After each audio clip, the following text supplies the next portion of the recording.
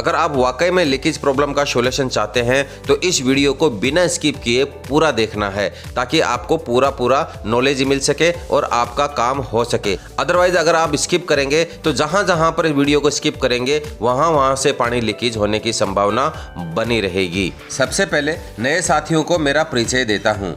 मैं हूं आपका होस्ट और दोस्त ठेकेदार गोपाल प्रजापति और भवन निर्माण से संबंधित इंफॉर्मेटिव वीडियो बनाता रहता हूं। हमारे इस कॉन्ट्रैक्टर जी चैनल पर एकदम सही और सटीक जानकारी मिलेगी। इस बात का 100% भरोसे वाला मैं वादा करता हूं कि इस चैनल पर कभी भी व्यूज पाने के लिए गलत या मिस इन्फॉर्मेशन नहीं दी जाएगी। इसलिए इस चैनल पर नए हो तो प्लीज इस चैनल को सब्सक्राइब कर लीजिएगा।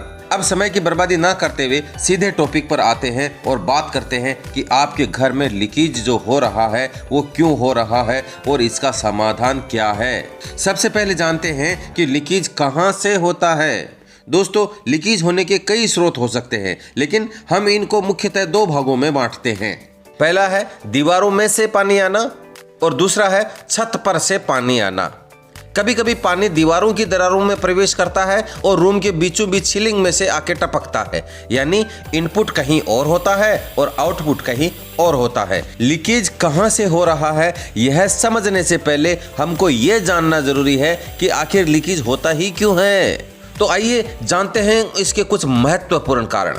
इसका पहला कारण है कि अगर आपने अपने मकान की छत पर प्रॉपरली वाटरप्रूफ मेथड से काम नहीं करवाया है तो लीकेज तो होना ही है। इसका दूसरा कारण है, अगर आपका मकान 20 वर्षों से ज्यादा पुराना है तो छत या दीवारों में क्रैक पड़ चुकी है और वहां से पानी आ सकता है।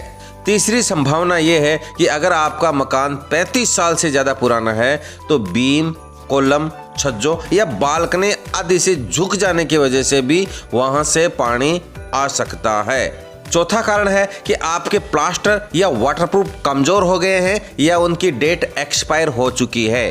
अब आपके प्लास्टर में और वाटरप्रूफ में वो शक्ति नहीं रही कि पानी का मुकाबला कर सकें और उसको भीतर प्रवेश करने से रोक सकें। मुख्य कारण जो थे वो मैंने आपको बता दिए, लेकिन जो भी हो सबसे पहले हमको लीकेज का मेन कारण फाइंड आउट करना पड़ेगा। लीकेज होने का सही कारण अगर हमको मिल जाता है तो इलाज तो 1000 है। मुश्किल काम लीकेज के कारणों को फाइंड आउट करना ही है। हो सकता है कि आपके स्लैब पर पानी रुकता हो, तब भी लीकेज के चांस बढ़ जाते हैं।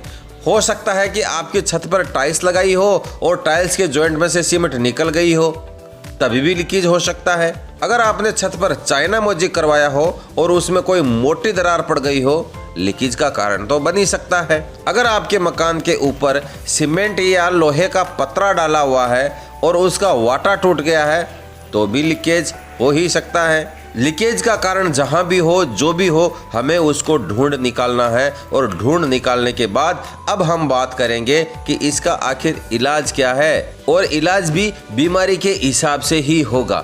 अगर बीमारी बड़ी है तो इलाज भी बड़ा होगा और अगर बीमारी छोटी है तो आपका इलाज भी बहुत ही सस्ते में हो जाएगा।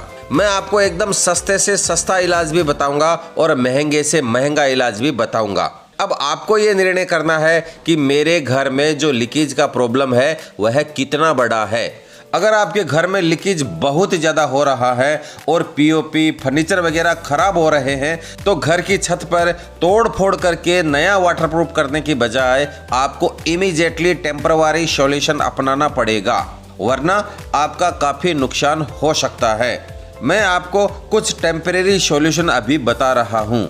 अगर कोई क्रैक छत पर है तो 1 किलो व्हाइट सीमेंट में आधा लीटर पानी मिलाएं और 100 ml डॉक्टर फिक्सिट का SBR मिलाकर पतला घोल उस क्रैक में तब तक भरते रहें जब तक वह क्रैक पूरी तरह से भर नहीं जाए। यह मेथड अगर आप करते हो तो इसका खर्चा लगभग 200 रुपये से 300 रुपये तक आ सकता है।